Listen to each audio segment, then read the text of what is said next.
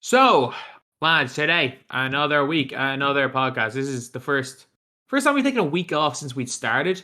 This is going to be uploaded, hopefully Wednesday, or basically it'll be uploaded tomorrow, which is it's Monday now. It'll be uploaded tomorrow if there's no moments of the month, and surely 2K aren't dumb enough to not put out moments of the one month in the first on the first of the month. But 2K or 2K.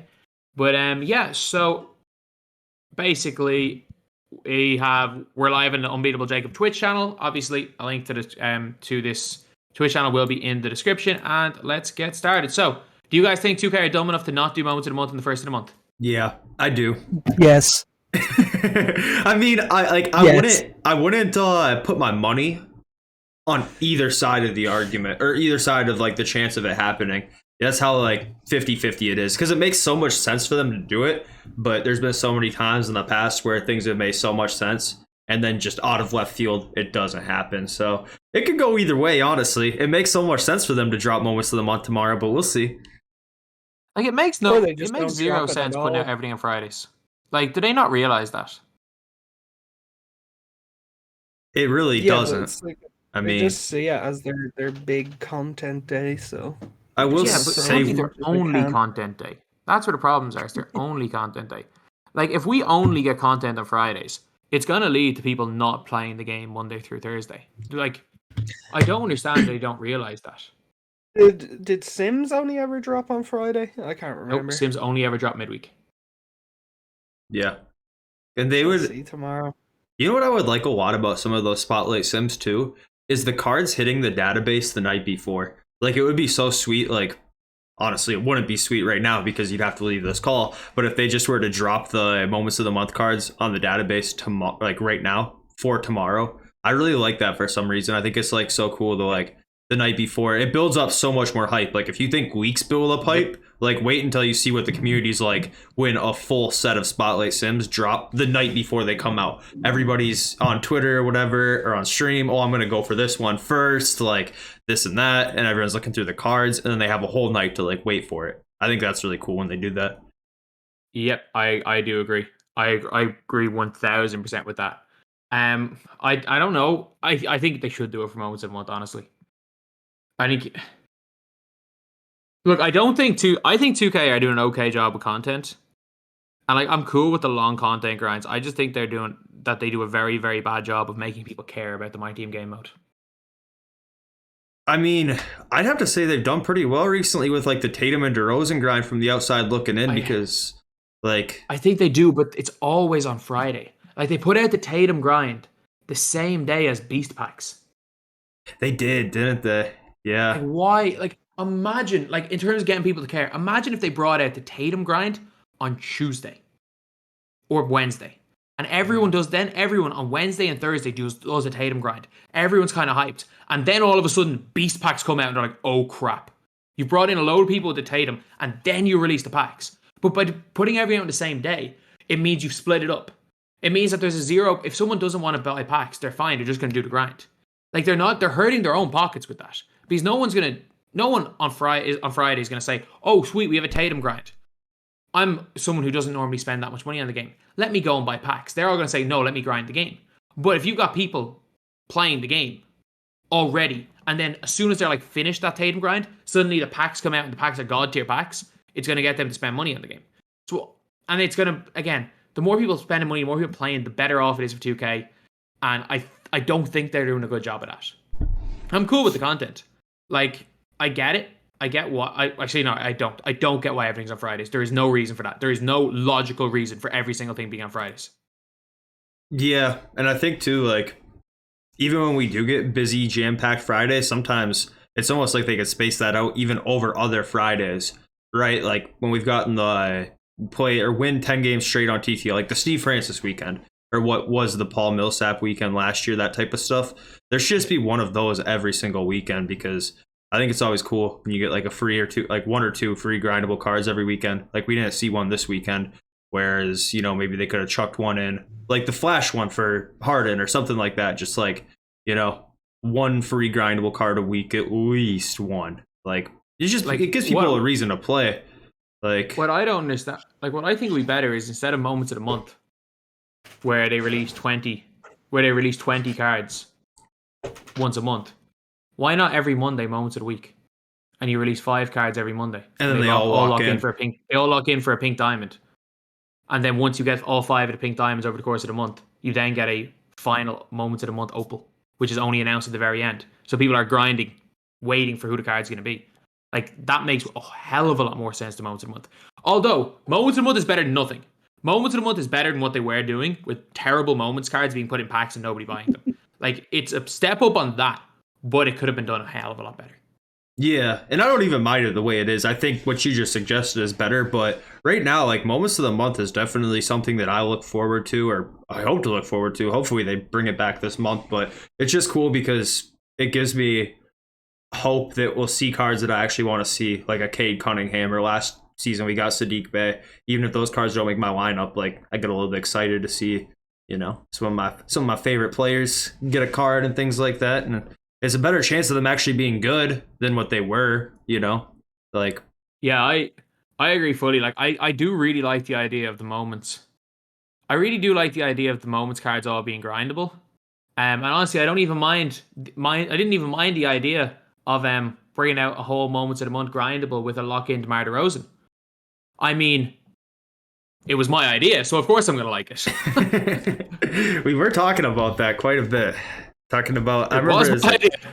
it is like the two things you were like talking about a lot over the Christmas break was like agenda cards and moments cards, and then they just put them both together. I'm pretty sure you probably said exactly what happened. Exactly that. I said instead of, when I was talking about the moments cards, I was like, oh, looking back in other years when they took big breaks, like, used to give out 34 moments cards. I'm like, 2K are probably not going to do that because they realized that nobody cares about a moments Josh Giddey and no one's going to open packs. It was like, but maybe putting them, this was my suggestion. Maybe one moments card for every single team. Obviously, they didn't do exactly that. I was like, and they all lock in. You get an Eastern Western Conference reward, and it locks in if you get both of them for a Galaxy Opal DeMar DeRozan. Yeah, it's exactly what happened. Sorry, I said Pink Diamond DeMar DeRozan, but yeah, it was same thing. It was the same. Like, it was literally, and I said that the day before they went back to work. Yeah. Like, I'm cool with it. As long as the game's good, I'm cool with it. But my God, this is literally my idea. Hey, well, it all worked out. I think people liked it too. I know, like, some of my in real life friends that don't take my team too seriously even were like talking about maybe grinding for it. So it definitely brought people into the game mode.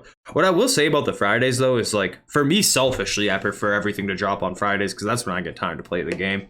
Like, that's just for me personally though. Like, yeah. You do such a better job of, like, looking at my team game mode through, like, the lens of, like, everybody, whereas, like, I just kind of look through it through the lens of myself. And that's why. What I was going to say, but at the same time, like, I get where you're coming from, but at the same time, if the card came out on a Tuesday and then you just grind it on a Friday, I still don't see that being too bad.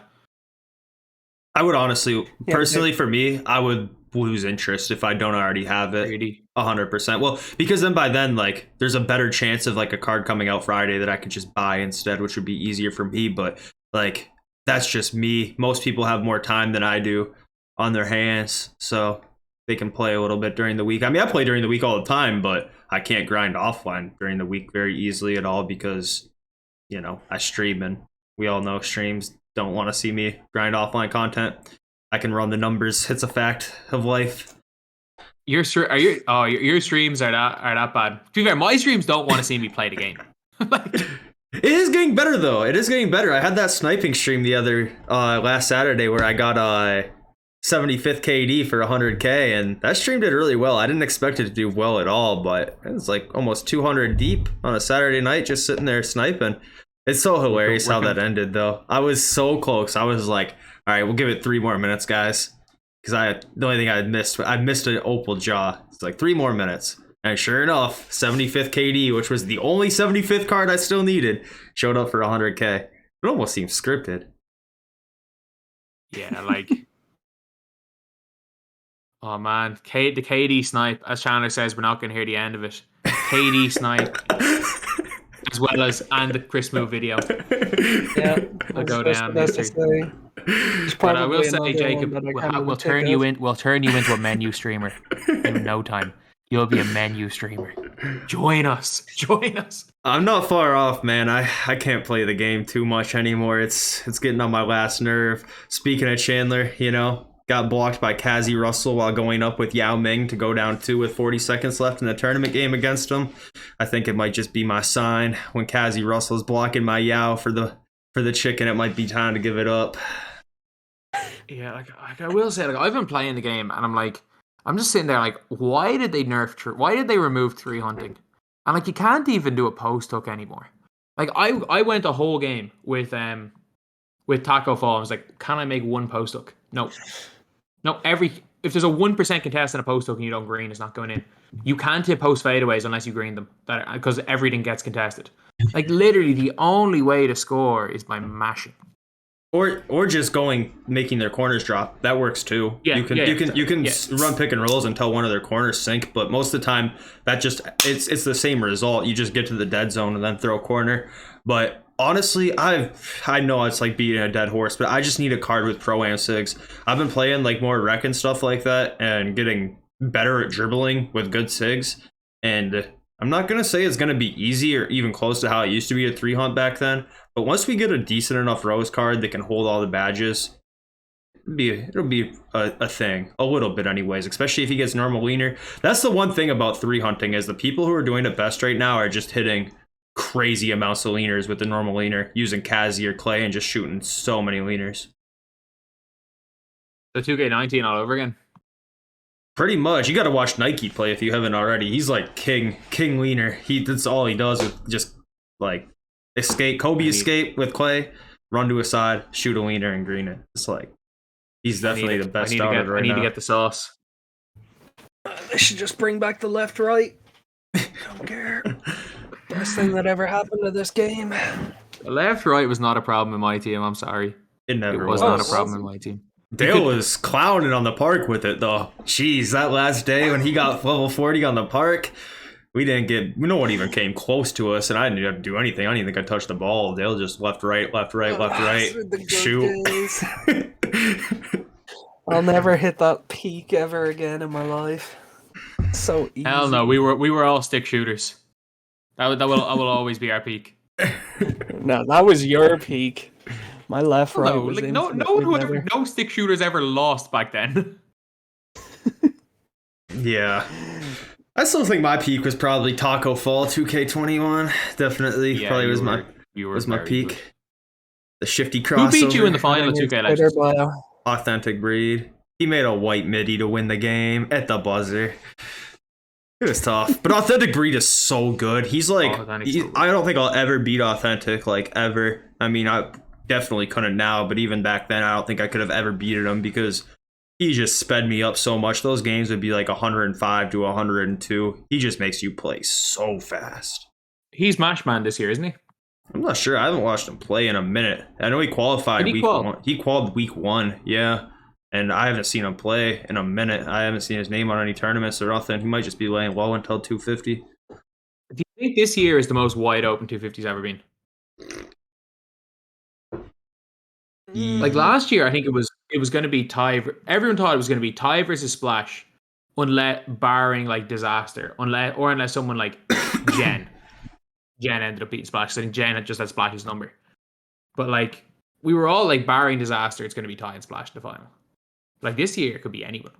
Even though it felt like I don't really know anyone on the Xbox sides, but I feel like the P5. Well, him's got in. Anyone could be anyone in a best of one on that P5 bracket because there's just so many good names in that bracket. Yeah, I know Hims and obviously Ty on the Xbox. Carlo. Yeah. Carlo. G. Russi got in on both. Yeah. Oh yeah, G. Russi. Yeah. He's been playing really I only well. knew about him because you talked about him like when he qualified. Like I never heard of him before that. I didn't know who he was. He's Reddit, isn't he? No. He does have a Reddit account. He might have a Reddit, yeah. I've known of him since like last year and stuff. By him on there. Yeah. There's no anti-DBG post, is there? Have you found there's the guy on Reddit? He made like one of the anti-DBG threads. It was something like I think the thread was called something like whatever, like is it just me or is DBG annoying sometimes at the thread? And I clicked on like his user, and like 90% of his posts are just talking about me, and I'm like, this guy's Jenny. What the hell? It's like I literally am a random lad in Ireland who talks about 2K for a living. Like, That's definitely the definition of rent free, as they say. Rent free, right there. it is funny though. It is funny though it is funny looking at those type of things, because people think I hate the game and stuff way more seriously than I do. Yeah, I mean, I don't even want to read any of that stuff anymore. It's just like, up until like 3 months ago, like I felt like I could take anything. I think I even was on this podcast saying I could do Ronnie's job and just get berated for a living. But I quickly realized once things aren't going 100% perfect in your real life, the smallest little comment online can just push you over the edge for that day. And I can't read it anymore, man. I can't do it. I can't read the comments, man. Can't do it. People are not nice. It's not safe to online. say that. Oh, like Online. it's. Oh no, they're just. So that's it's the not. power of anonymity. You'll just say anything. It is what, and people do say anything. That's the thing. It's like people can and they do say anything online. It'll never change. And like I know people don't like to hear it, and it's like, but yeah, like people get it bad. Like thankfully I have not gotten it as bad as like Shake got it. Shake got it the worst.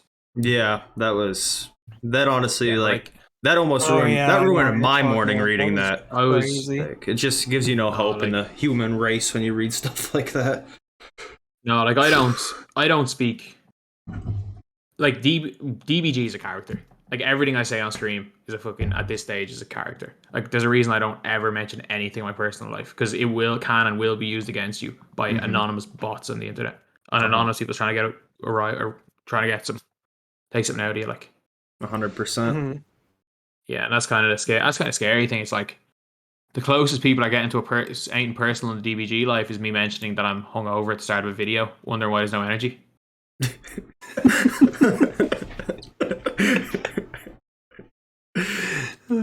Yeah, happens to the best of us, happens to the best of us.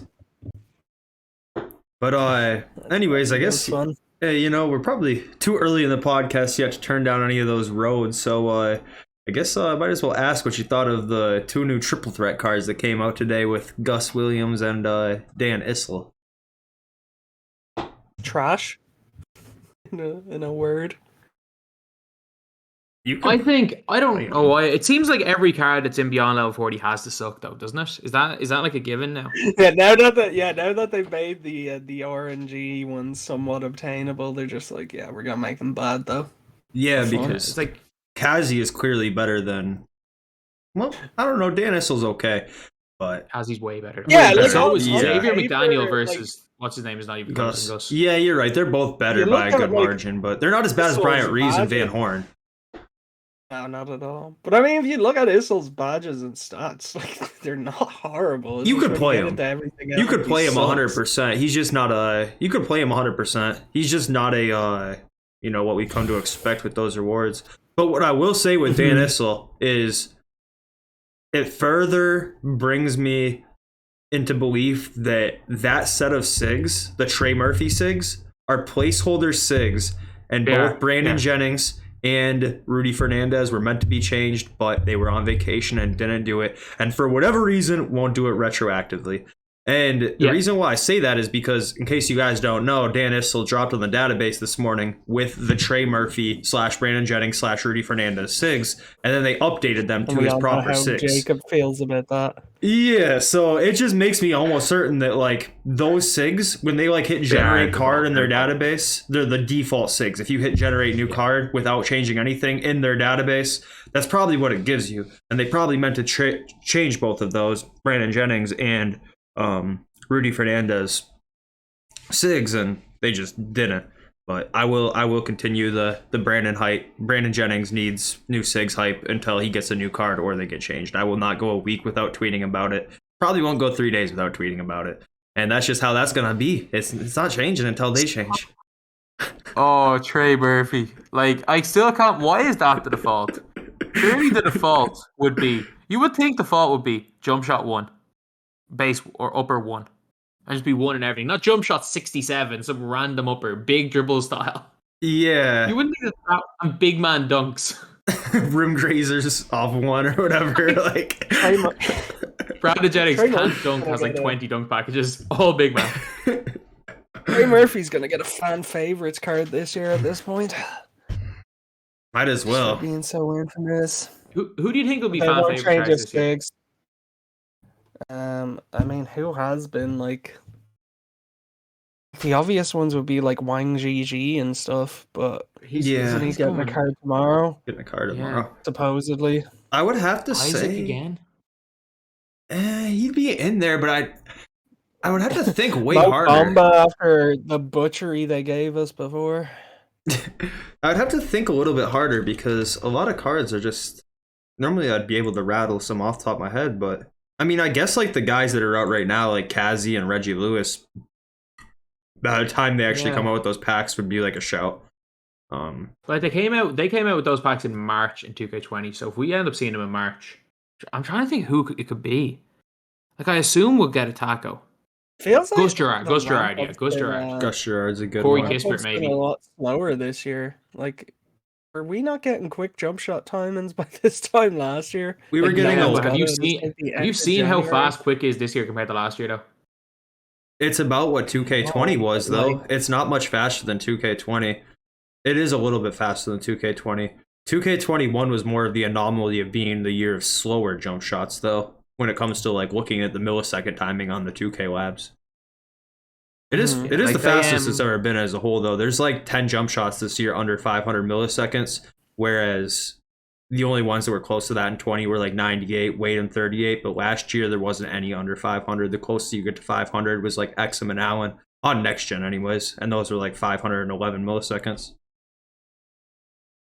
Yeah, like they're really like keeping the Hall of Fame, calming down with the half badges. Like this time last year, we were getting 30 half badge cards, or we were getting 25 half badge cards. I think LeBron was 28 half badges, and we got him on like the 20th of January. Yeah. We were getting 18 half badge pink diamonds last year, whereas this year nobody has more than 7. One thing I will say though is there's a lot more badges you can add. There's a lot more badges you can add though, because like last year we'd get what 3 or 4 half badges per season, where now you can get like 8 to 10. So there's a lot more half badges available to be added, and that's honestly something I'm not like the biggest fan of. I don't like adding badges. To me, it seems like kind of extra. I don't like it. Like in 20 when we didn't add badges, no one was like, "Wow, man, I wish we could add a badge to this card." Like no one ever said that because they just came with the badges that were necessary. You know, the thing with 20, the big thing with 20 was that it made cards feel different. So like, remember the way in 20 at this stage in 20, let's say end of January. This was the 250k tournament happened in like the 20 something of January in 2K20. They're like actual tournaments. There were only like 4 point guards in the game that had range extender, quick first step, and clamps that year. There are about 4T this year that have it off rip. Yeah. And actually, take out range. There's about 40 that have clamps and range, have clamps and quick first step. Mm-hmm. It was like 4 that year. Man, it's so weird to look back on 20 now. 20. Because in 20 it's like 2 things. For one, it seems like it was so long ago, but it wasn't. And then also, like, the content was actually not that good, but it seemed good at the time. I don't know. I don't know. It's because the seasons were brought in, and they've given us so much new stuff that it's hard. It's hard to describe because again, we were all locked inside. Mm-hmm. Let's not forget, we were all locked inside for 20. I think that's why so many people look back on 20 fondly, but at the 20 was time we terrible. all hated it. 20 was terrible.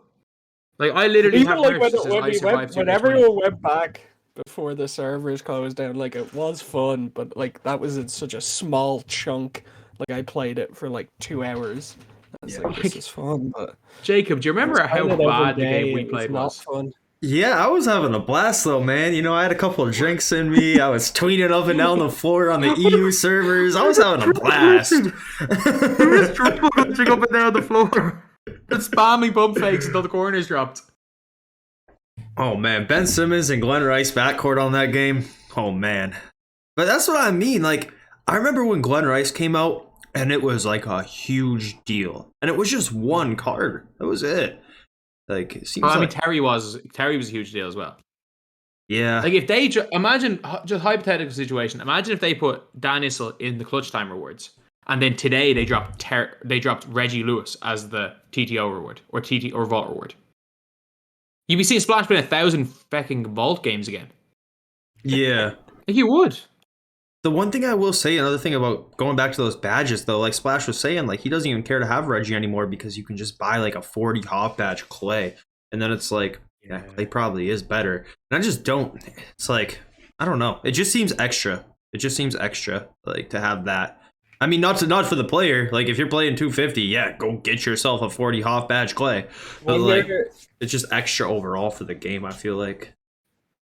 I wonder who's gonna have the most gassed player for 250k. Like someone's just gonna find a card with like 30 added halves. Someone will. Might be Slash. Oh, you know, there'd be someone who has it. I'm just kind of curious to see who it is, and I'll be curious. I want an Onus type situation where someone's running just base cards. They make it all the way. Onus is back in this year. He might be him again. Yeah. Onus Qual. Yeah, he is most definitely running Lamar Odom in his 250k squad. But like, the 250k is dragging so long this year, isn't it? Yeah. Why isn't it at All-Star Weekend anymore? They definitely don't have any reason to fly people out. Yeah, there's no. You can't say like COVID restrictions anymore. It's two people. Oh my goodness! So I will say though, I went back and watched the last time they had it in person. Oh, no. Or was it whatever? Maybe it wasn't the last time. It might have been. I'm not sure. But it was the time when they gave away the Xbox as a consolation prize, and that's just here's your gift bag. So bad. Like honestly, like you could just feel the awkwardness in the room because Ronnie was like sitting there like, hey, well, did you feel the crowd love? Did you feel the crowd love? Yeah. Oh, yeah. There's like 7 people in the room who were like golf clapping. Then he's like, well, you know, you got to live every fan's dream and come on out here to All-Star Weekend. Like, bro, like get him off the stage, man. Like this man's like he got hoed. And that's the worst part. He missed a 95 or 98% free throw with AK to ice game 1. And then he just never recovered. Yeah, that was like honestly, I couldn't believe he kept talking to him. Like you could see it in his face, like he was about to like snap, and Ronnie's sitting there like, "Well, you got to live out a dream of many fans." Like, bro, no, you did not. Like he was counting that money, thinking about what he's gonna do with it. Like that's bad. But here's an Xbox. You can see his face lit up too. Did Skip pass away? He did. Yes. Too bad. Rest in peace, man. Yeah. Rest in peace. That was the mad. Like I just saw that on my timeline like 2 days ago. Yeah, praying for his family and stuff. Man, he was definitely too young. You know, definitely too young. He was from. I think he was from Detroit too. I think he was from Michigan. As far as I know, I'm pretty sure he was. So. It's too bad. Yeah, that's I don't know why I brought that. I should not have brought that up on stream. Yeah, someone asked who Skip was. He was the first winner. First 250k. Yeah, first ever. Then the second winner was Joe Mar, and the class guy was not very good in 20. That was awful. Like, how did he make it? Because I didn't watch 250k that year. Because Xbox was not good. It was like Xbox was. Do you remember in 2K20? They all talked about how Xbox is the best side because we have all the 2K League players, and in reality, they weren't that good. I don't know. I just remember when I joined the community at the end of 20, everyone was saying Xbox was horrendous, and they kind of were. Now that you mentioned it, makes sense. Well, it was in 20. Yeah. The likes of Peja and stuff got way better in 21. They were like, it was big. Like, as in, like, they were, Xbox guys were talking about Landlord like he was the best player in the world. And Landlord was very good. But I mean, at that stage, Ty, Isaac, Splash, Jin, FSU, Jomar were all way better than all the Xbox guys. PlayStation. Well, Xbox got better though, because Xbox was probably better last year. Honestly, Xbox by was the end definitely of it. better last year. Yeah. As we saw, like Peja, Jin obviously needed them end up qualifying, because Jin moved over. Jin was insane. Peja was insane. Landor was still good last year. Obviously, Ty was Xbox. Defense to offense is a baller. Like, yeah, it was very even last year, but now 20, it was night and day. Like, PS5 was so... That's the reason why the likes of Ty jumped over, because PS5, they didn't want to just have the most stacked bracket ever. And PlayStation is, again, just stacked this year. I will say, as stacked as PlayStation is, though, like, Xbox isn't bad, though, you know? No, like, Xbox not is at all. stacked as well. Xbox is still stacked. It's just that PlayStation, I feel like, might be a little bit deeper, maybe. But it's still, like, the top guys qualifying for Xbox are so good. Like the people we mentioned earlier. And there's a bunch more I'm forgetting, too. Like, I know Justin's really good. There's not going to be a bad... No one bad is coming out of 250. Like, but in 20 was the year when RJ Watts won his first round game by 75 points in the 250k tournaments. 75 points in 250? Yeah. Yeah, I'm not even joking. It was... Maybe I overestimate, but it was very close. It was like... it was in and around a flat out flood.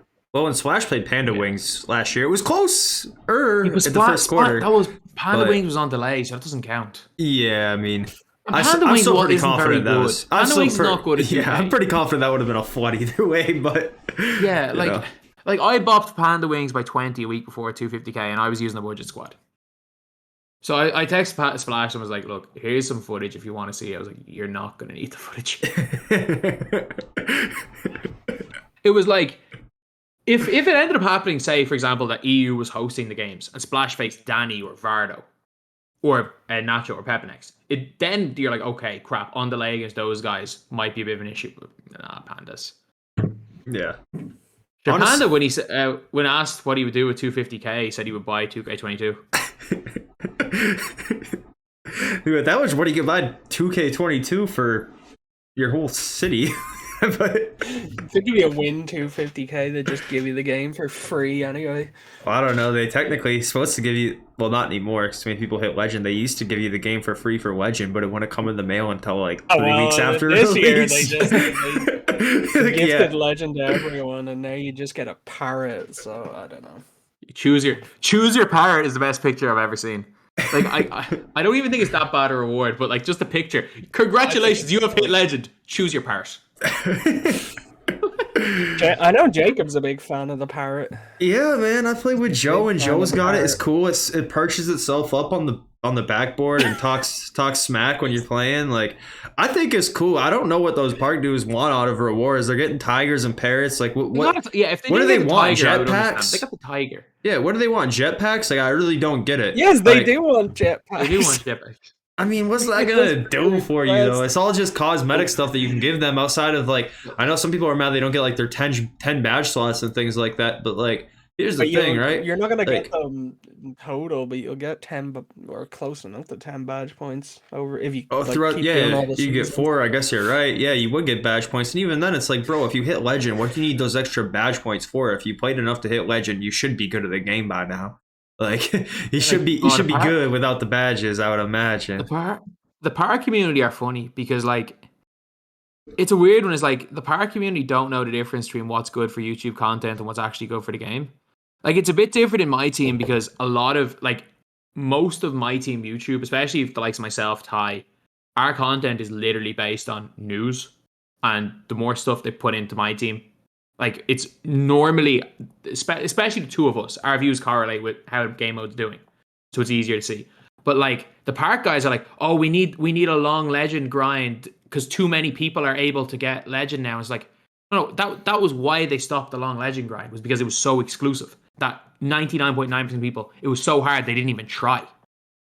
Like, just because it's a really cool thing for YouTube, when there's 10 people in, like, a Legend rep race, that's actually that's awful for the game. Maybe they could have had worked seasons a little bit better because maybe it was too easy for a lot of people. But seasons are achievable. Legend is now achievable. 99.999% of people never even went for Legend last year, whereas people are now going for level 40. So I think in terms of the game, yeah, level 40 is a really good thing for Park in the grand scheme of things. I agree too. Yeah, but I think having both seasons, like, in share between my team and Park's actually horrible. Oh, it's absolutely horrible. My team season should not be 6 weeks long. Or especially right now, they should be 6 weeks long. and it's gonna screw it. Like Yeah. the long seasons are Because not. we all like that was such a complaint last year as it was. Yeah, As the game went on, because obviously now, like even we're 4 seasons in, and is it 3? No, it's 4, right? yeah, we're in our Or fourth 4. season. Yeah. Yeah. And like you got Yao Ming, you could have him first day if you really wanted, but then at that point, what have you got to do after that? You gotta wait 6 weeks for something else. Like it's I just think too long. I think the way 2K are going about it is like they want the start of the season to be like a big grind, and then they want a little bit of a gap, and then another big grind, and then another big grind, and that's all it is for the season. Mhm. Which I don't like. I prefer the small grinds. I think season 7 and season 5 last year are the perfect blueprint for first season. They Season got a lot to 5 live was up to next incredible. season. Season 5 last year was so good.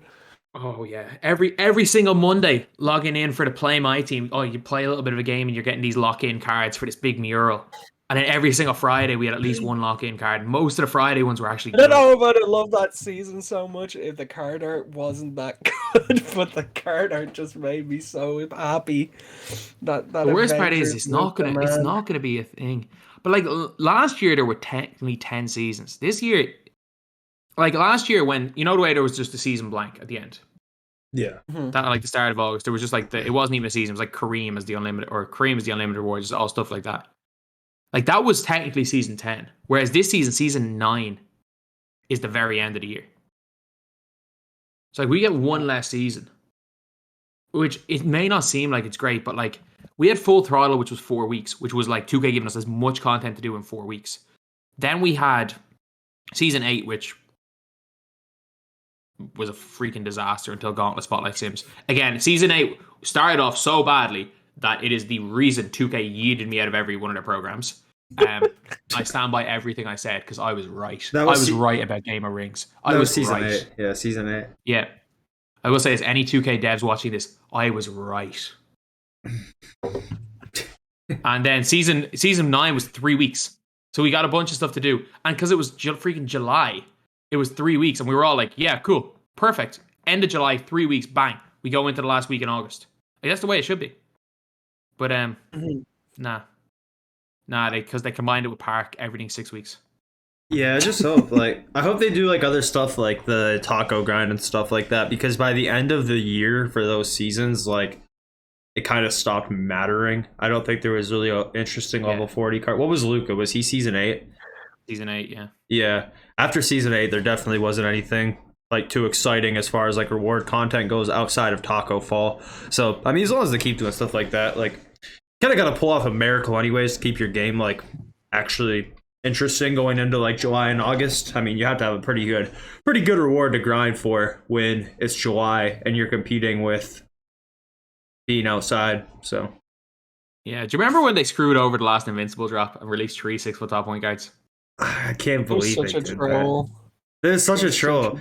I swear 2K trolls sometimes, like with the Brandon Jennings thing, like the dropping 3 point guards for how August much money 8 content. do you think? All I'm saying is I can guarantee they probably lost at least $500,000, if not $1 million, from releasing those 3 cards instead of just releasing a whole bunch of just demigods. Oh, 100%. Why not Invincible money Singular? Yeah, even then, we lost 7 figures because of that. You know what would have been even easier to drop? The Invincible Bucks.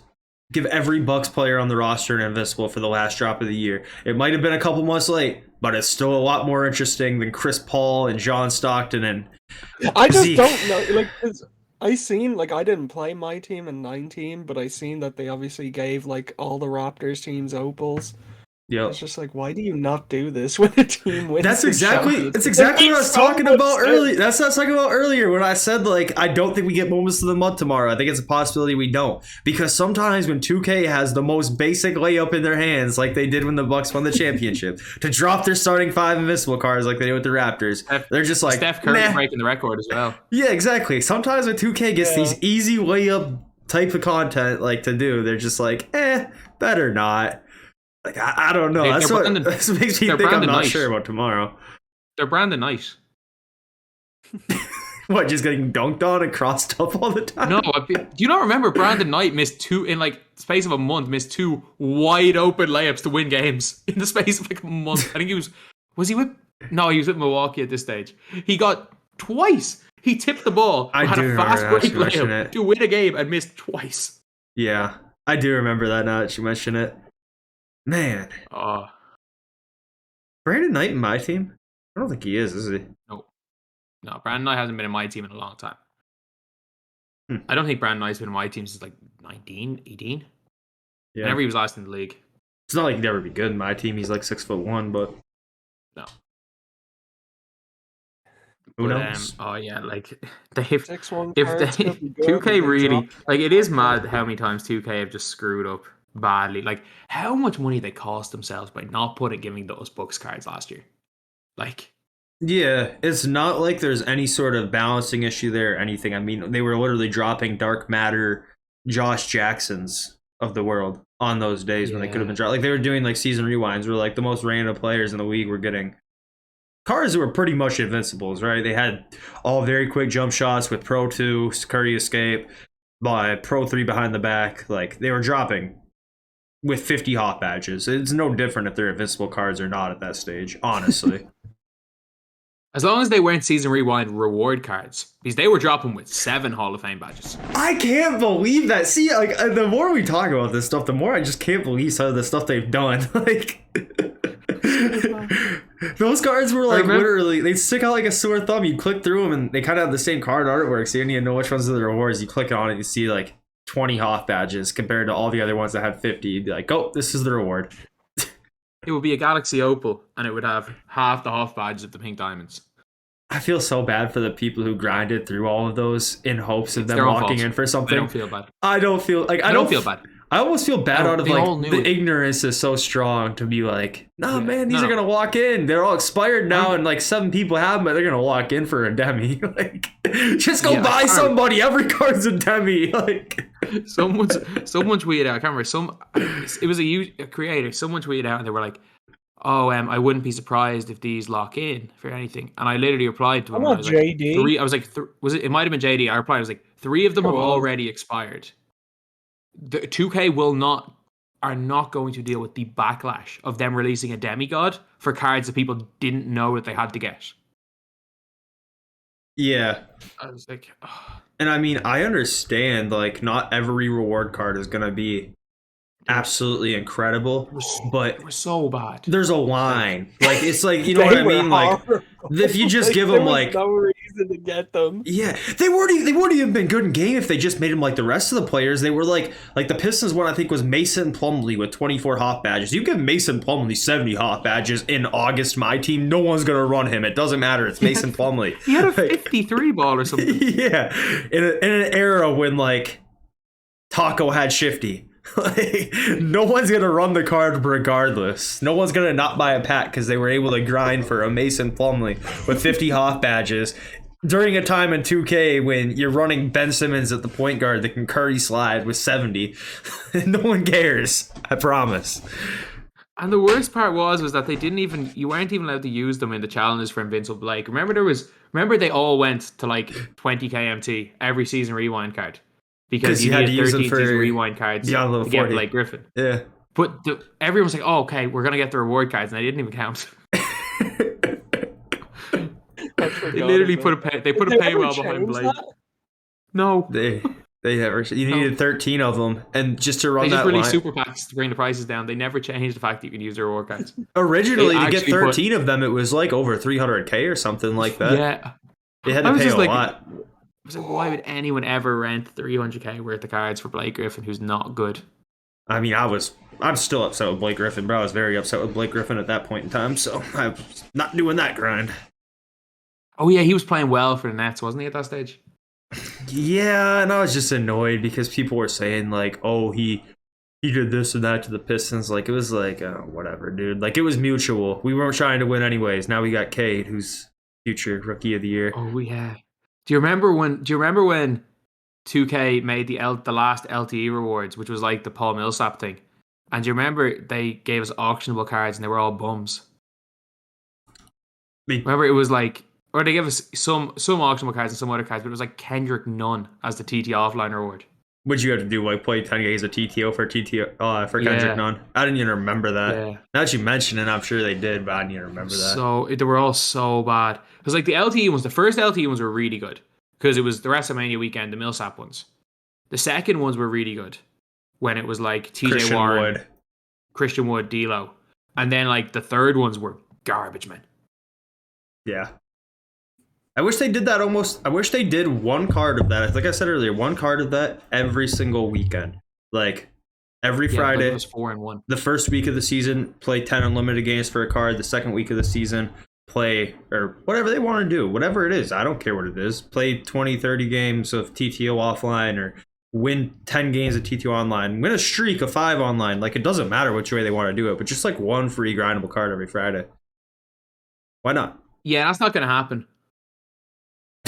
That's not gonna happen. I know, but it's the same cards that would come out, right? Just over a different period. Yeah, of time. no, it is. That's the argument that I've been trying to make for years.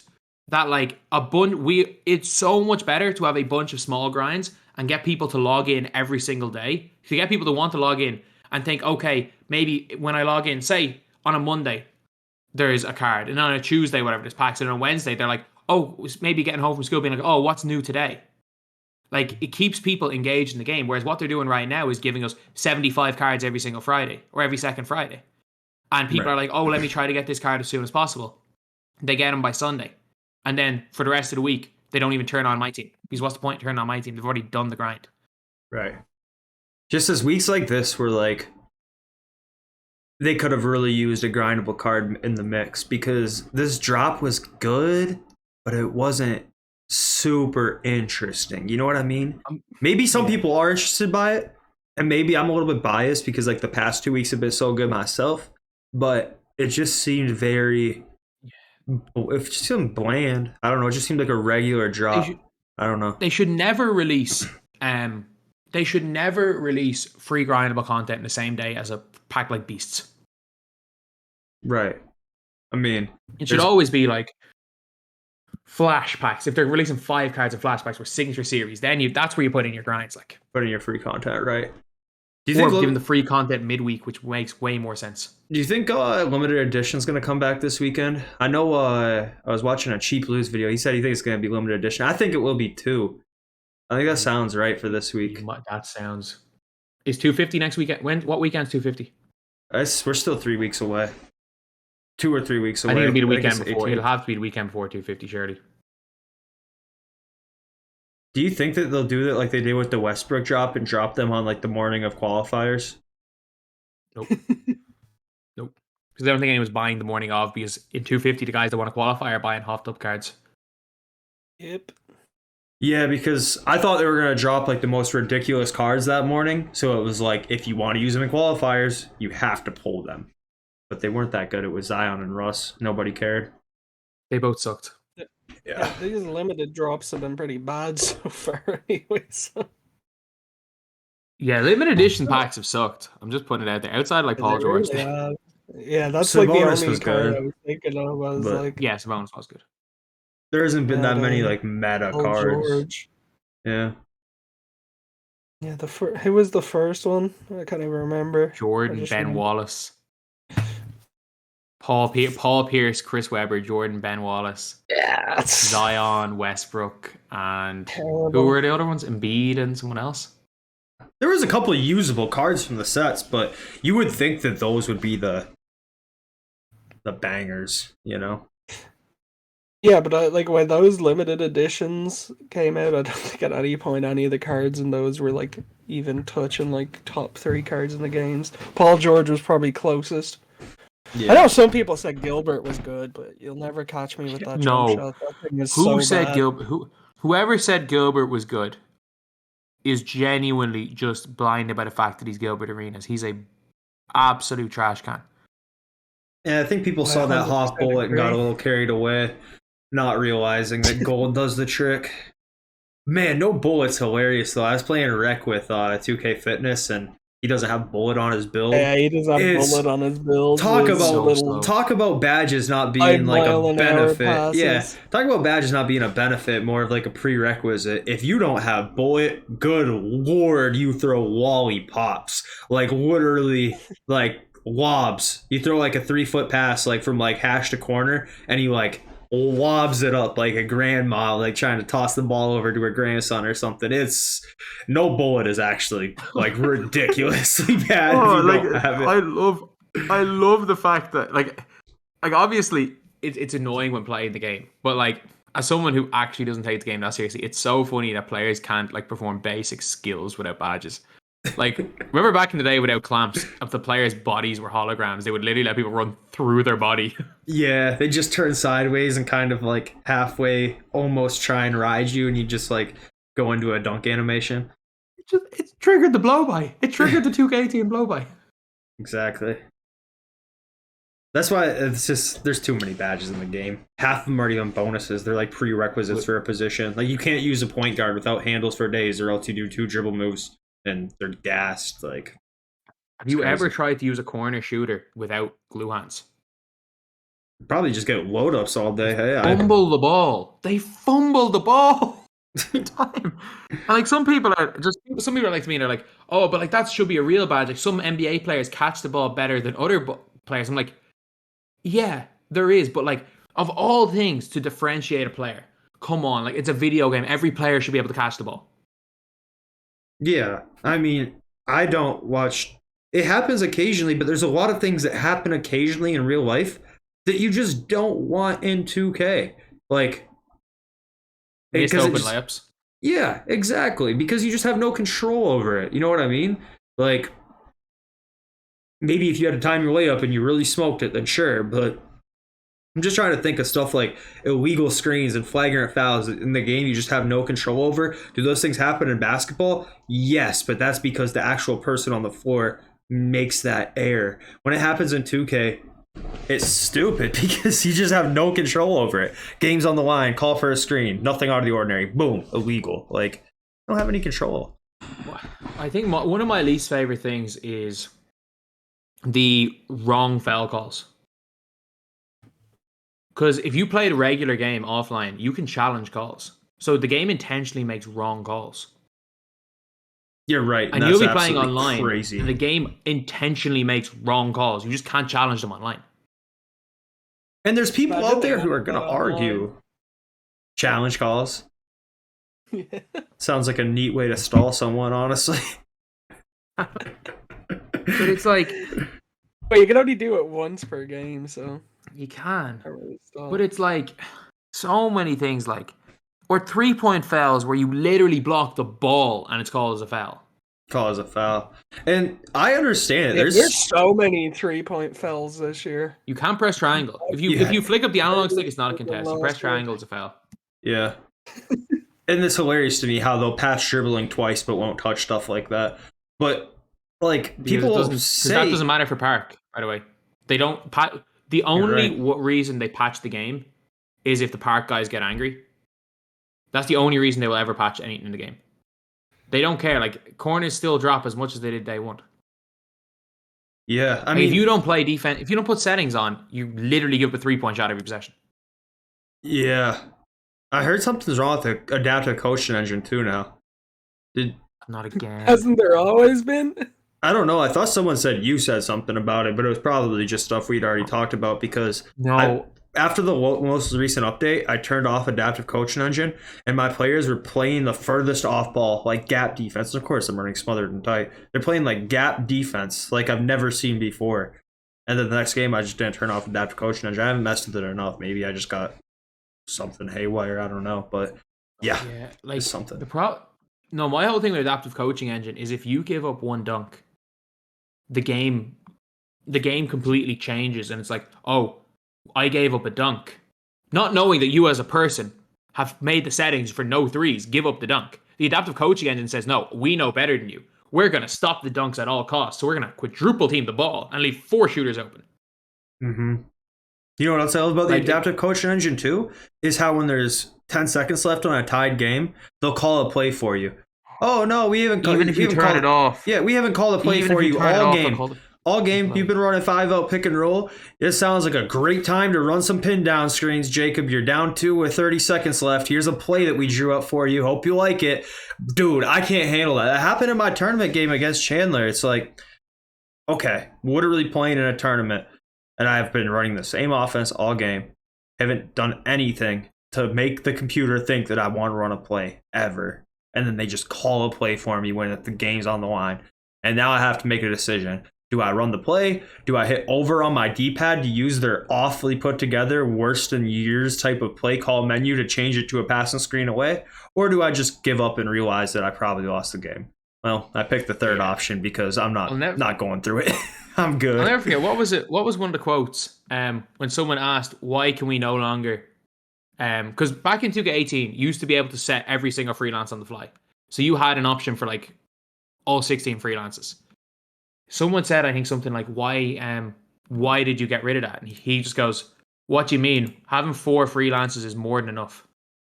Yeah. Well, I think it was only 2 at the time, or I don't even think you could change it on court last year in next gen. I think that's when he was whatever way demoing it was something along the lines of like, why would anyone ever need 4? more than that? And I'm like, no, you've never played this game. Like, I wish, do you want to know what I would love? I would love for Desire to play Splash or play Tie, and then he can see why we're all complaining. 100%, and I don't know why they don't use those guys as assets. If you ask Splash to come out for a month and tell you why the people in the competitive scene have grown to hate this game, he'll tell it to you. What you do with that information that's up to you, but like I don't even think there's a connection there enough to know. But the problem is that they don't want to hear that. They just want to, as they've said it. So I'm paraphrasing. I'm paraphrasing what was said, but our game works perfectly fine. It's just the players that cheese the game and cause our game to look bad. No. We run a pick and roll and 4 shooters get left wide open. No, it's a pick and roll. Like, yeah. What does Fortnite do? We can't attack from the wing without a corner being left wide open. What does Fortnite do? Imagine if Fortnite, after like the double pump shotgun was going crazy and they were just like, you know what? We're going to leave it. It's just you guys ruining the game, running your stupid double pumps, cheesing it. It's fine for everybody else. No, that's not what other games that want to be taken seriously as a competitive game does with their game. And you can't say 2K doesn't care about... They have a 2K league where they put players on salary. Like and then they run a 250K tournament. Like if you're going to promote all this stuff, you might as well not do it if you're just not going to make your game made for it, you know? Yeah. But like it's... And then like last year with the adaptive coaching engine, that if you turned off the adaptive coaching engine, it literally just made your settings just go to crap. Like random things would start happening. Yeah. Remember that last year? It was only mentioned in a video which had like 800 views. That's the only place it was ever mentioned. It was not addressed anywhere. At the adaptive coaching engine for all of 2K21 on next gen was broken. Well, they've still... Well, when he said it's been broken for years and then never followed up on it. Like, honestly, I don't know if he's probably... We know it's terrible. Yeah, we don't want it in the game. No one's ever asked for it. No one has ever asked for adaptive coaching engine. No, I just don't understand why they can't come out and say, is it broken? Yes. Is it not broken? No. If you want to do this, turn it on. If you want to do this, turn it off. Because the last that we've heard about it was a year ago on a live stream from DeKazar where he said, oh yeah, that adaptive coach engine feature has been broken for years, but we can't take it out of the menus without breaking other stuff. Which, one, doesn't make sense because I'm almost certain it wasn't broken 2K20. Like... Smothered and tight seemed to work pretty okay then. The only time corners dropped is when you spam pump fakes in the paint, which 2 years later still happens. So I don't know, man. I just, would like to see the game a little bit better. That's all. Sorry. And I understand for a lot of people it's not an issue, but a lot of you guys haven't played a game on Players Lounge where you lost a game for $50 because you're adaptive coach engine decides to call a play with 20 seconds left. Like when that happens to you, you'll understand. And then you can just you can argue this in circles, but it's not a good game to play competitively. It's probably one of the worst. I wouldn't be that angry at this. Like as in, I actually think just in general, 2K is a really good game. And like the actual gameplay devs have done a really good job. But there are flaws in the game. And like the game can't be perfect. We all know that. But I think one of the reasons why why I get so annoyed is that whenever the devs do try to talk to anybody about the flaws, they blame the person for if someone points out a flaw to a dev, they will blame the person pointing out the flaw and not themselves. Because like no one can make a perfect game. There's going to be flaws. There's always going to be flaws. The problem is that the people that have done the stuff that have caused the flaws are refusing to admit their flaws are flaws. That's what's angry. Where like, nothing's going to change because they don't think it's a flaw. They don't know what's wrong because they refuse to acknowledge that their game's not perfect. I think that what it comes down to is, you know, to relate it to like my work life, right? You have certain clients, you don't really care about them because they don't exactly make up a big portion of your book of business, but you just kind of smile and wave at what they complain about because, you know, you're like, yeah, keep them around as long as they stay around. And I think that's how they see the competitive community. Like, yeah, they'll tell you they're working on it, but let's be real, they're not going to worry about it because it's only 1% of the community. I think that's kind of how they treat it. Just, I'm assuming, you know, but that's how I see them treating it. Is like, if, you know, they hear, oh, corners are dropping, oh, whatever, you know, it's 1% of those comp guys who are going to have to deal with it. But, you know, every year I think it's becoming more of a problem though, because there's more and more good players every year. Like, remember back in 2019, if you even knew how to bait, you were winning 95% of your games. Now everybody off ball baits. No matter what level you're playing. COVID made some demons. COVID made some 2K demons, man. Even that, it's like I'm putting 100% of the blame on Ty. Like, there are YouTube tutorials for how to bait. There never was before. There are YouTube tutorials for how to glitch the AI. Like, people are watching YouTube. You click on an offensive tutorial, and you're going to find out how to glitch the AI out of the corners in 30 seconds. And you're going to be able to do that the whole time. Yeah. I mean, it's just like anything else, you know, it gets better as the years go on. But I think all of this can be circled back around to just the fact that, like, the game cycle shouldn't be a year. And that's going to be, like, the thing that it's an uphill battle forever when you have to release a new game every year. Because we're here stuck playing 2K22, which, honestly, isn't as bad as I make it seem. But I don't enjoy it. I don't enjoy it because the things that are bad in it are, like, my biggest pet peeves. But from, like, the grand scheme of things, there's been worse 2Ks, but they don't even, if they had another year to fix it, if they had a whole other year to fix this and patch it up, if they had a year to work on it, it'd probably turn out to be really, really good. But they don't. They already have to work on 2K23. They're working on 2K23 now. They don't, you know, they're done with 2K22. It's a wrap. And it's just that it's too fast of a cycle. And I don't know. I doubt it will ever change before I'm old and have other priorities in my life than to play 2K 20 hours a week. I wish they used a new dev team to build 2K23 instead of building last gen. Yeah. Like, I mean, if they split it between two dev teams, so every dev team gets 2 years. I'm surprised to see that 2K22 on current gen was even worked on at all, because it is a lot better than 21 current gen. I mean, yeah, too. Depends on which way you want to quantify it, right? Like, I don't know, like 2K21 probably had a bigger skill gap, but I mean, the speed glitch was pretty crazy. If you showed the speed glitch to somebody who hasn't seen the speed glitch every time, they're like, "Hey, yo, what?" Like, you know, skill gap does not equal a good video game. There are good video games that don't have skill gap, as in like that would just work as a fun video game. 2K21 was terrible. There was a skill gap. Like, as a competitive experience, it was actually not that bad, but it didn't work as a video game. Yeah, it was pretty. On current gen, especially. Next gen, I think next gen was a really good game in 2K21. You're like the only person to agree with me, and I think the biggest complaint about 21 is like, oh, defense moved in mud. But for me, I'm like, yeah, let that defense trying to guard my pistol quick stop move in mud. I like that. Yeah, make it so hard for him to swing out the corner. Good. Yeah, like I liked that. Defense was so bad on 21 next gen that, I mean, I'm an offensive-minded player.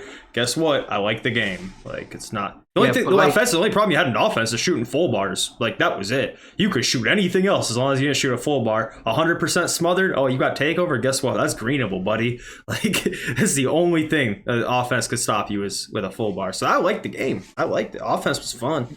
Next gen was really good. When you played Lakers versus Nets, it was really good. And that's my judging of if a 2K game is good. If you play Lakers versus Nets, because that's how 75% of people just play. They're playing with their friends, they're playing two random teams against each other. Does it work well, Lakers versus Nets? And I think 2K21 next gen might have been one of the best games in terms of Lakers versus Nets, in terms of like play now, gameplay. I think it was really, really good. I think my team was just a complete joke, quick and shifty with Taco. But like that was only because they brought in the speed patch, which made tall players run like Usain Bolt and small players run like slugs. Let's be real, they never had to give Taco and Sim and them shifty or anything anyways. There's no reason to. They didn't do it in 20 with Invincible Yao, and he was still regarded as the best card ever. They got carried away with the SIGs last year, and the fact that I'm saying that means that they got carried away with the SIGs. Like, don't get it twisted. I want a point guard that can Derrick Rose size up right now. You know, I want a point guard that can do that with the Curry escape or Trey escape and quick. I don't think we ever need to see a Taco with shifty. There ain't no need for that. Taco. I missed that. Remember Bobo when he came out in like April? Yeah. Shifty Curry slide. Curry slide. Yeah. He was the best player. He might have been the best player in all of 2K. Point where Sean Bradley could Curry slide too. Yeah. Oh, Sean Bradley was under 220 pounds. There was a weight, or 245. 245, the weight limit. Curry slide. Oh my god. I still can't believe they're still gatekeeping that weak as Curry slide in like the park. Like, it's season 4 and in the park you still can't even get the Curry escape. They must have got a lot of complaints from their Reddit team or something that the Curry slide was too overpowered, because they refused to give it to anybody but Curry. In my theme, and in Park, you can hit Legend before you can Curry slide. Technically, if you don't change your SIGs for whatever reason, you can glitch it into letting you Curry slide, but it doesn't even matter. The move wasn't even as OP as people made it out last year. This year, it's definitely not. All I'm gonna say is the best thing ever was the Reddit thread, and talking about like gameplay fixes, and like the thing they were like, oh, the devs definitely read it because someone suggested for Chef and Limitless Spot to be 2 different badges. Every reply was just, "You're the reason I don't know when I can shoot from deep when I only have one of them." Yeah, the reason I don't know when these badges are going to trigger. Like, still it worked. Like, range worked fine. We don't need literally. It used to be limitless range and difficult shots. Those 2 badges combined are like 7 different badges now. Circus 3s, Chef, Limitless, difficult shots. There's another one. I can't remember. There's another one that triggers. But as in, like, obviously 7 was the exaggeration. But yeah, like, I don't think it was. Like I don't think it was much of an exaggeration. You're close. You're close. Because I know that's what they were saying. Like, back, their fadeaway corner 3s used to go in at a 100. That was corner specials triggering. There were 7 badges that used to trigger with fadeaway corner 3s. And that's why, in October, they went in at a 100% rate if you shot them like Chris Mullen. Because it used to trigger. And Sniper used to trigger as well in that scenario. Yeah, there were 7 badges that would trigger with a fadeaway corner 3.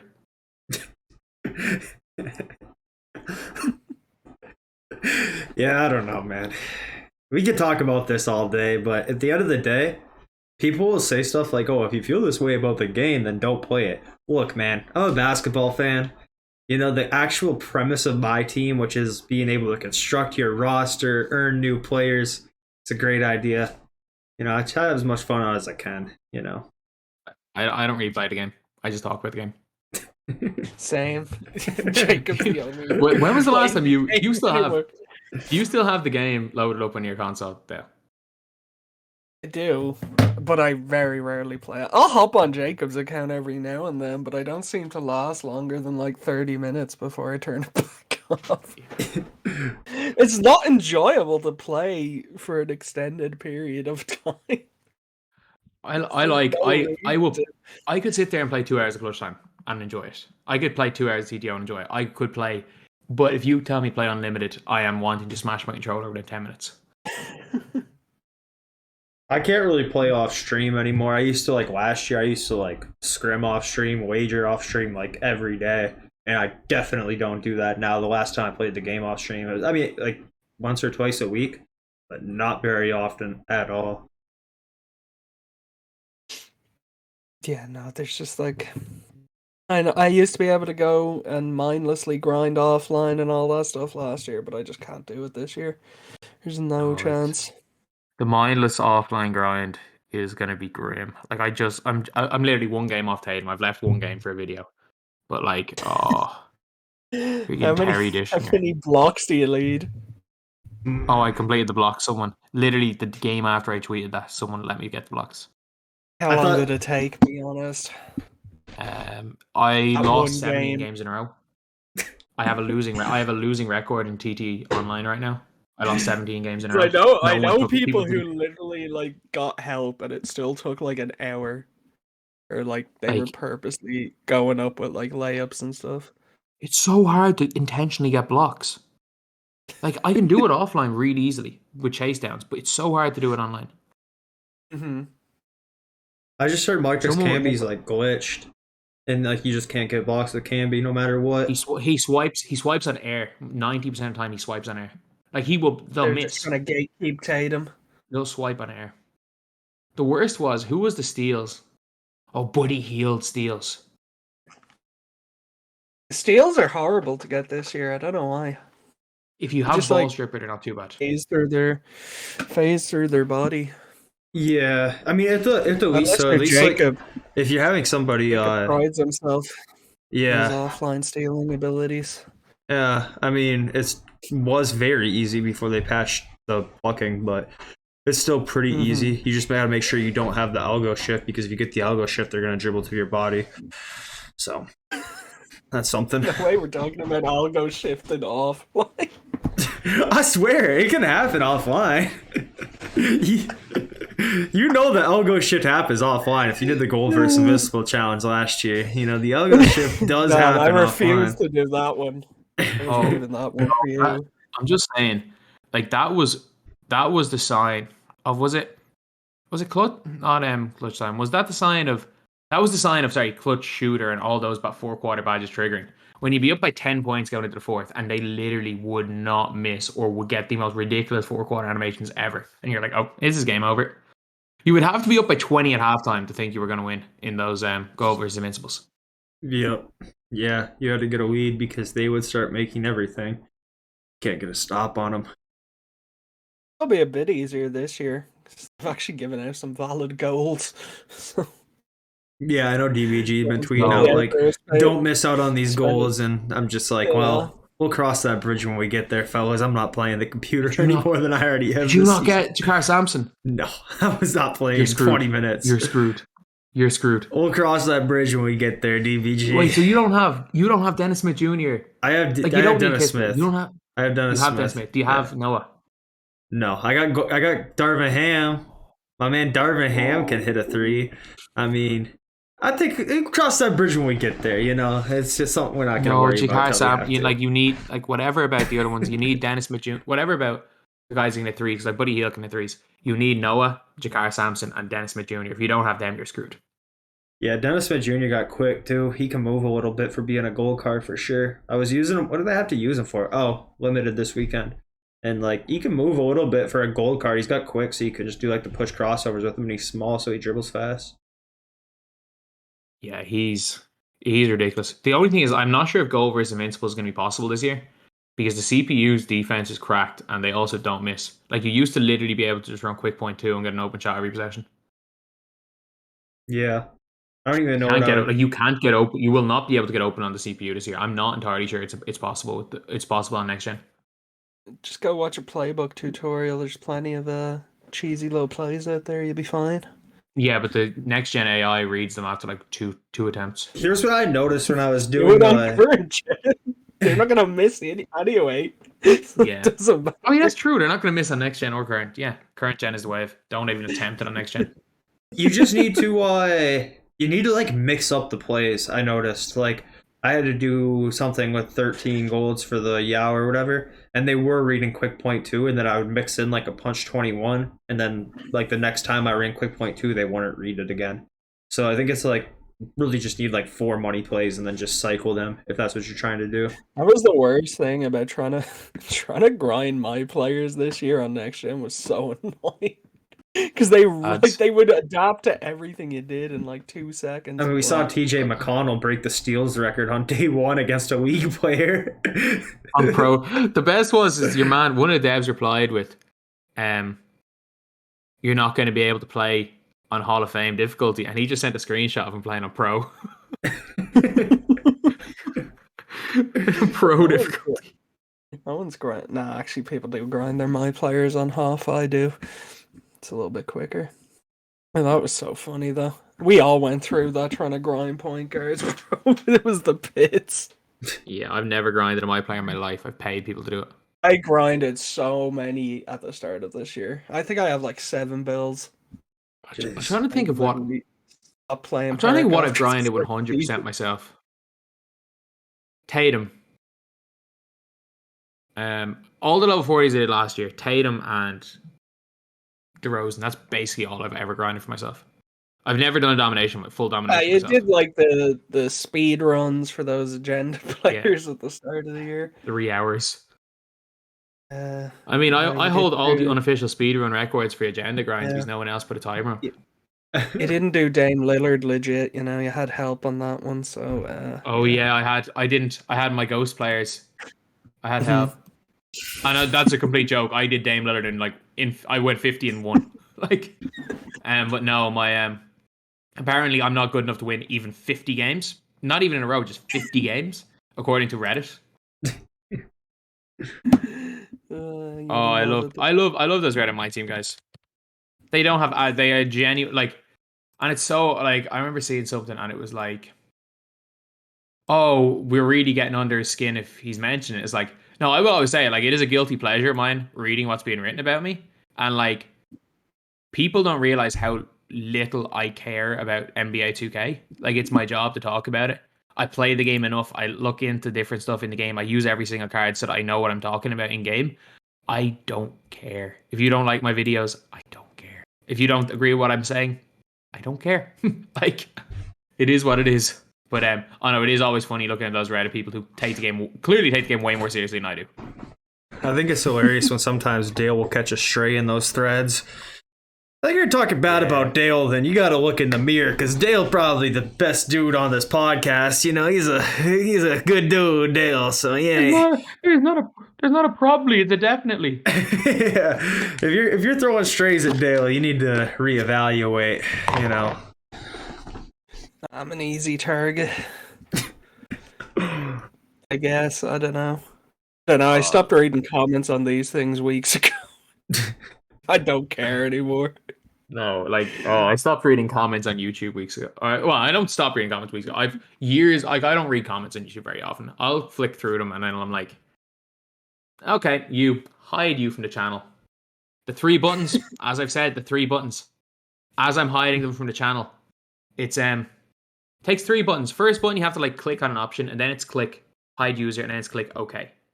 So as I'm clicking the first one, I say to myself, go.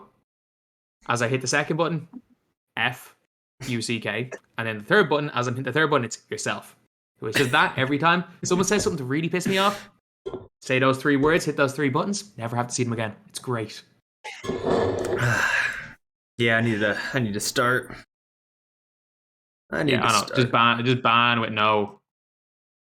Who cares? Just ban people. Ban with no remorse. Who cares? You blocked them. What do you do? What's the worst thing that happens? Oh, they screenshot you, blocked them. Oh, congratulations. They're wearing it as a badge of honor to piss someone off enough that they've said, you know what, I just don't want to see anything they post again. Yeah, they gotta get that clout on Twitter, you know? DBG's so soft. Look at DBG. He blocked me. He's so soft, man. He's just soft. Probably got mildly annoyed. Or somebody is replying to every one of my posts. And it's not even most times. Someone's L ratio. Is someone complaining, replying to every one of my posts complaining? And then I remember I clicked on someone. It was, I don't think it's a YouTuber, but a relatively known person.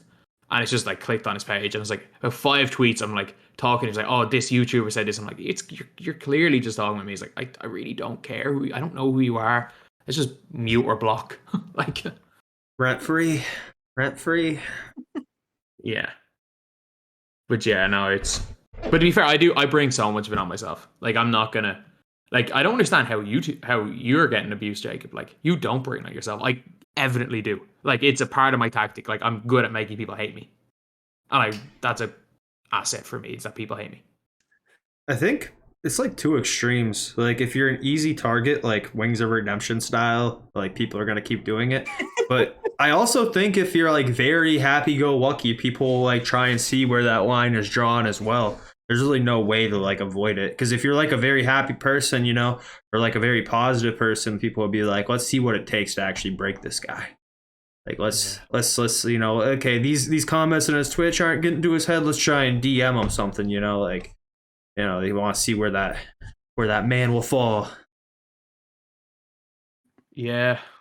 Have you gotten any absolutely ridiculous DMs? Yeah. I've gotten some pretty off the wall ones, yeah. I mean, I don't know. I don't even go into the message request thing too often, because that's where most of the really out of pocket ones stay. But I do have to check it sometimes, because you never know when I'm going to get another little partnership for the stream. So yeah, it's about time to check it. Gotta start putting a business email in your about me. I do, but then your email just gets spammed. Like now I'm getting emails from like Saudi Arabian princes, like they have oil funds asking for like a donation or something. Like definitely not a scam. I don't know how they beat the junk filter either. That stuff goes to the top of your inbox. Some person has emailed me 5 times asking to edit one of my videos for free. I'm not gonna say who it is, but he just emailed me today. Read this ASAP.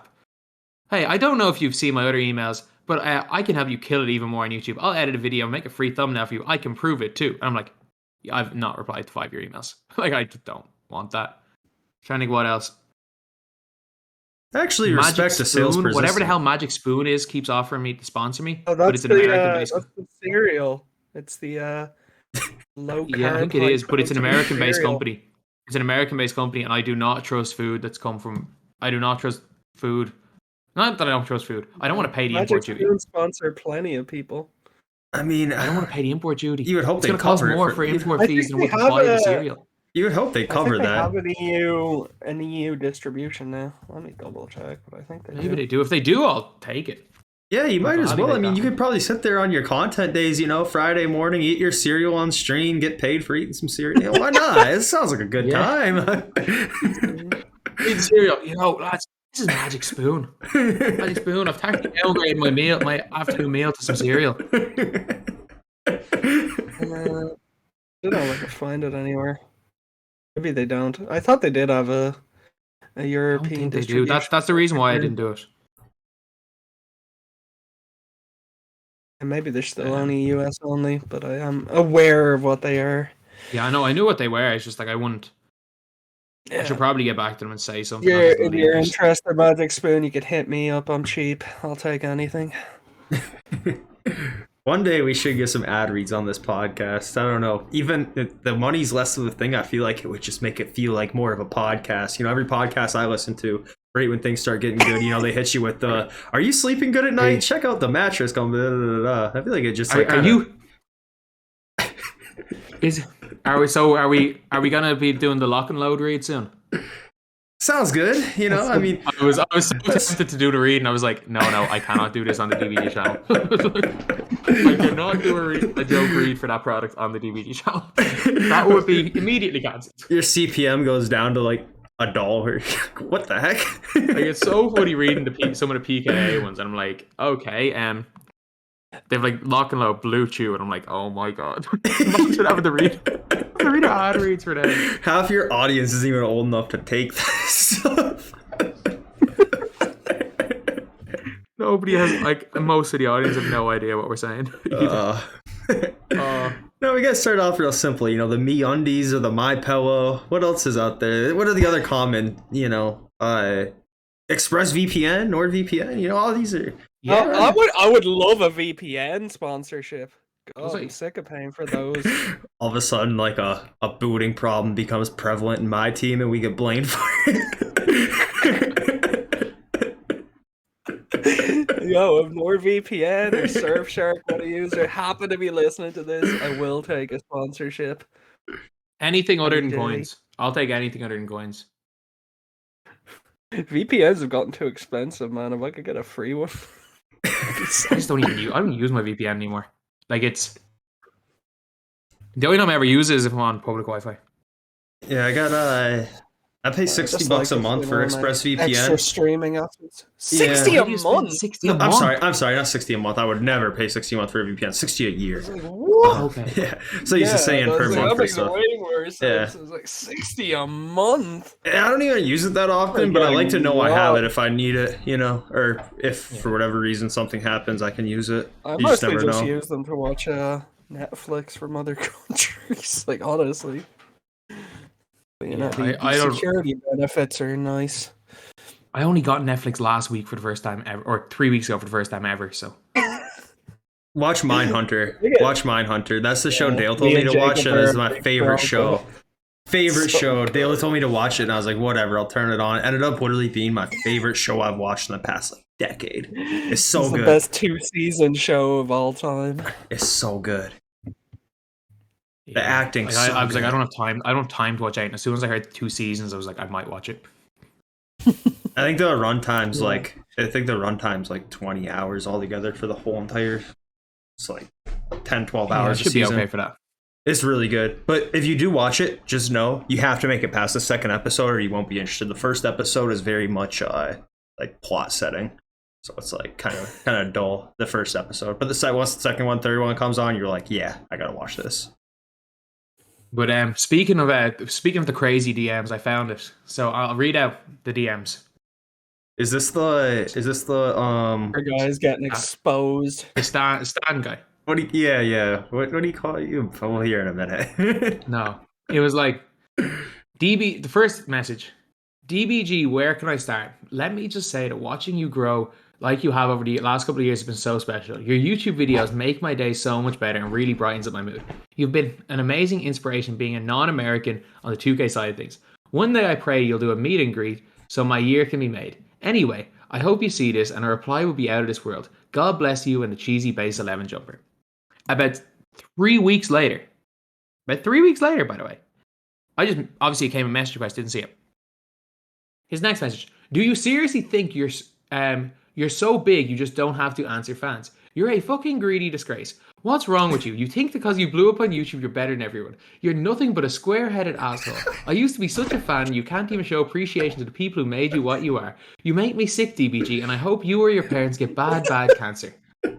Oh, God! Jesus. That just got even darker. Oh my god.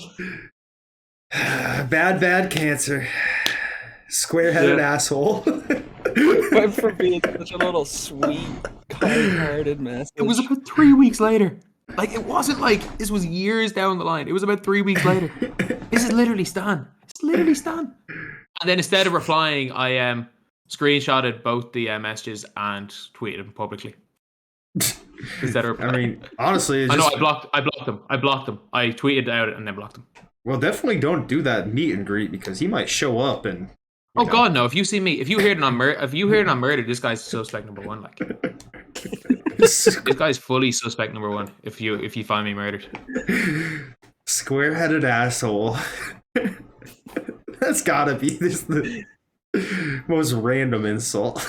you really don't think I've been insulted because I shave my head every day in the comment sections? The words you cannot say the words square, box, Lego, Minecraft head. You can't say any of those words in my comments. You can't even say the word Minecraft. I have never seen that once. Until you blocked originally it. had read that to me a while ago. Because I blocked it. I blocked them all. You can't say any of that in my comment section.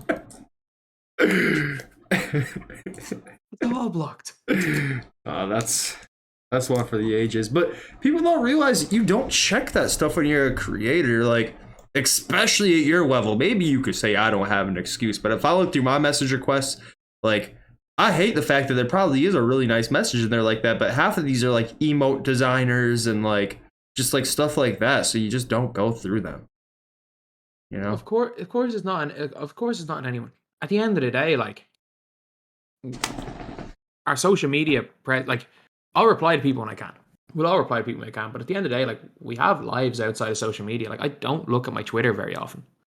Like, I'll tweet out something. I might look at Twitter if I'm bored. Like, but it's my social media account. I very rarely click on the DM tab to look through message requests. Like, I don't Yeah. Unless I need something, I don't really If someone actively says, like. I right. talk to you guys, and that's almost it. Like I'll talk. Like if someone messages me, then I know I'll get back to them. But it's like this isn't my life. Like as much as people think it is, like this is just my job and a small part of my life. Like as crazy as I do have better things to do than constantly looking at things to do with my YouTube channel. I upload videos and try to spend as little time after that looking at anything YouTube related. Yeah, you can't blame yourself. Like, nobody wants to bring their work home with them besides, like, those off-the-wall weird dudes who are, like, beyond career-driven and, like, literally only live and breathe and eat work. But, no, I don't want to check my work stuff after I get done working at all. Like, and that's why I feel bad sometimes. I'll send out, like, a tweet and, like, then I'll go, like, hours without checking Twitter because I know when I'm working, if I do get on Twitter, like I'm bad for it on content days. On content days when I'm working, I get like nothing done until like the database drops. So I just get like try and block it out as much as I can because that's how it is every Friday morning. I'll wake up, I start work at 8 a.m. I like kind of like start my day, and then like half an hour in, I'm like, well, DBG's about to go live, database about to go up. Let's just see what's going on Twitter, and then I don't get off until the cards are out. Yeah, like that's one of the things that I've tried to do as much as possible, especially like I was bad for it. And I was bad for kind of bringing YouTube stuff into my real life. And like, it's one thing that I've actually probably over the last 2 years, I think I've gotten best at is completely separating what I'm doing work wise and my actual life. Like it's not like, this is my job. As much as people are, I use my job. I work a lot of hours, but it's my job. When I'm not working, the last thing I want to do is play 2K and talk about 2K. Yeah. But yeah, like that's kind of just the mad things. Like there are still a lot of people in kind of even in the 2K community where the game is kind of their lives, and it's a scary thing. Yeah, and it's tough to play the game for that long. Like it can't be healthy, right? Like it's not even that. It's like they literally let like stuff in the game, how they're playing in the game, affect them mentally. And it happens not as much with this. It happens to a lot of sports people. And it happened worse for me, like with sports than anything else when it came with basketball. Like as the worst I got at basketball, I was just like, I used to let basketball actually affect like whether I was happy or not. Basically, my mood normally like directly correlate with how well I was playing basketball and how well basketball was going. And it was the same with YouTube at the start, where it was just like, no, you just can't. Like this is a hobby. That was a hobby. This is a job. Like that can't be your life. And I know there's a lot of people, especially for sports, where it's like literally their only personality trait is the sport they play. It's a sport. Yeah, see, and I learned a valuable lesson about the time I was 18. Win or lose, you hit the booze. So, you know, if I had a bad track beat in college, I would be blacked out drunk about 2 hours after. So I didn't really have time to comprehend if I did good or bad. Normally I'd have to wake up in the morning and kind of go back and like look online to see if I did good or not. So, you know, it's a good lesson to have if you're, I mean, it's probably not good in the long term, but I knew I wasn't going to last too many years running college track. That was hell. Mm-hmm. So that's how I dealt with my feeble performances. Just got drunk. Yeah. You were drunk against Turkey. That was the worst part. Yeah, I was. Yeah. I remember getting into Discord that morning because we were playing like 9 in the morning, and we knew we were going to get destroyed. And I messaged someone from Turkey being like, "Look, can you just let me drop 30? You're going to beat us by 60 points anyway." And no, they triple team me from tip. It's just like, oh. I mean, I literally said it. I was like, we either qualify and I'm celebrating, or we lose. I'm getting drunk anyway. So. Yeah. I knew what that next game was gonna be. I didn't care. I woke up like 5 minutes before that game. It was great. Yeah. So someone asked who can drink the most. So. Someone said who can drink. I didn't write up. Yeah, I didn't triple team you. Of course you didn't. I didn't triple team you. The moment my grades started getting bad, I just told Jack to start bringing down the ball. I graded the start of the second quarter, and it was literally like we won the tip off, and as soon as we win the tip off, their lock runs at me, their point guard runs at me. I see their center like standing like in a lane, not letting me pass the ball to center. I'm like, what's happened? I get by the two of them. The center's there stopping me. And then the two of them double team me. I'm like, oh, no, jump ball, first possession. Like, nope, this is going to be bad. Imagine they accidentally picked the wrong guy and they started triple teaming Dale while he was drunk. It couldn't have been much worse. I got so angry. I went to I can't remember whoever the captain was. He was on. We were talking. I was like, "Why did you triple team me?" And they were like, "Oh, we didn't. We made a bet that you wouldn't score." So they said something like that, like, "Oh, we made a bet that you wouldn't score more than this amount of points." And I'm like, "Just let me score." Because we're gonna beat us by 80 points. But they actively made it closer because they tried to grade us out. Like we were getting wide open layups and wide open dunks because I didn't care about giving up that. They just didn't want me to score for the first half. What Try stream next week. Last to fall asleep wins. I don't know who'd be last one standing. I feel like we're probably all similar.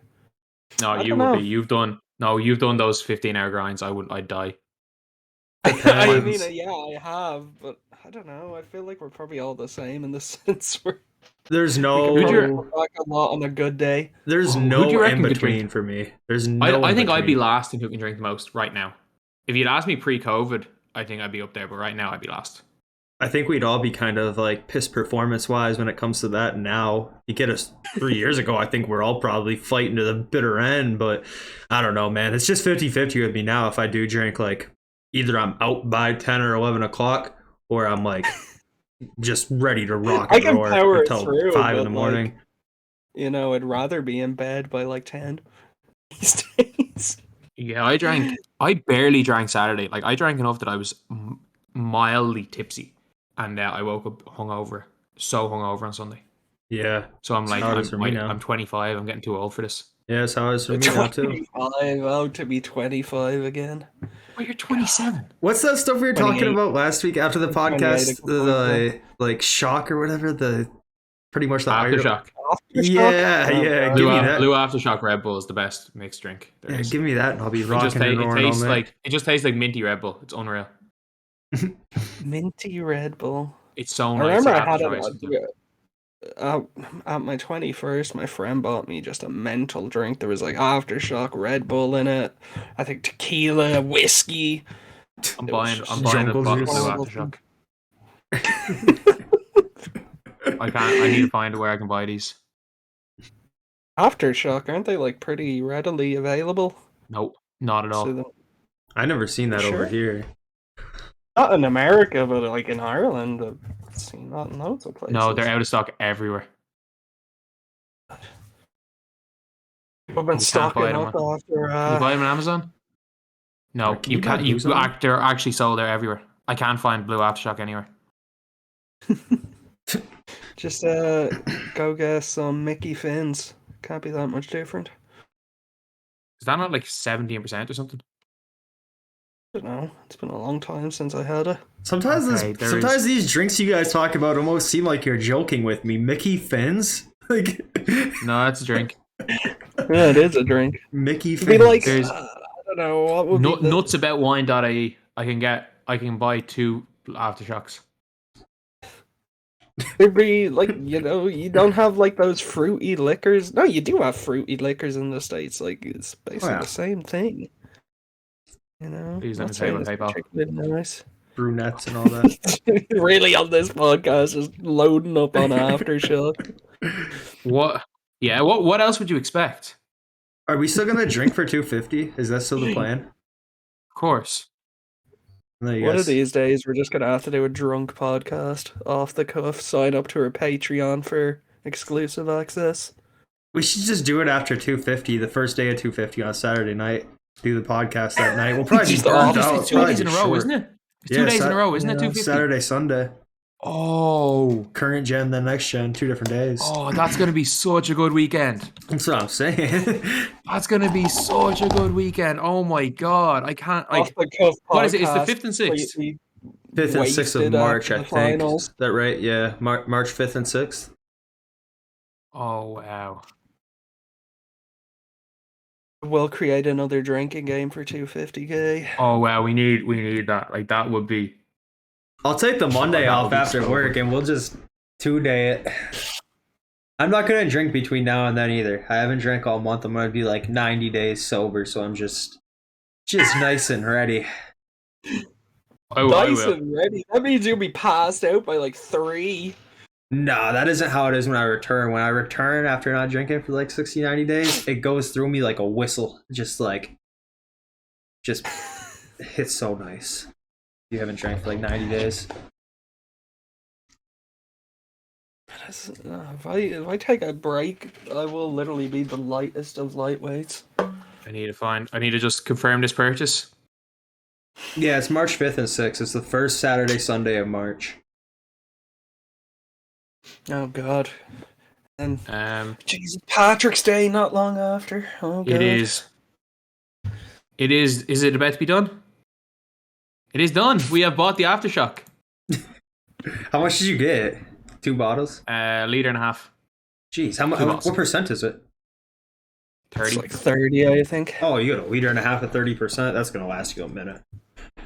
Yeah. Like the other guys have moved into the house, and it's literally like half of our kitchen is just alcohol. Like I bought 2 liters of Grey Goose when I was in England. That's about right. They all brought drink them, and it's just alcohol everywhere. I'm like, oh Jesus. Party house. Yeah, you have to come down sometime. You and Jack have to come down sometime. He doesn't really drink. That'll be a disaster. I'll need to get him drunk. We bring Owen down for a FIBA reunion, and Josh.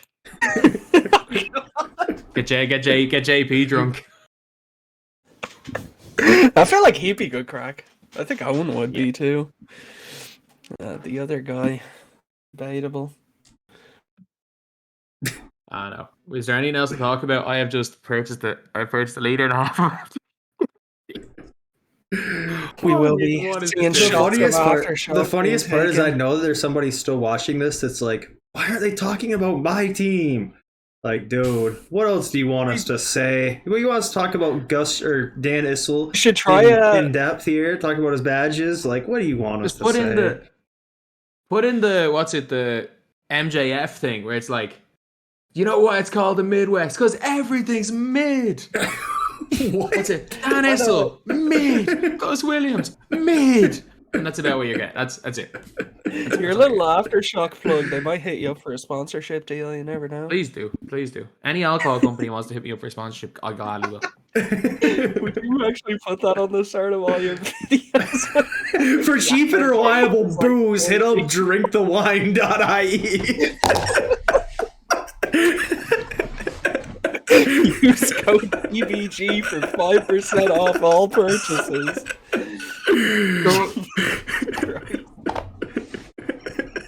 Oh my god, this has got to end soon. We gotta end it there.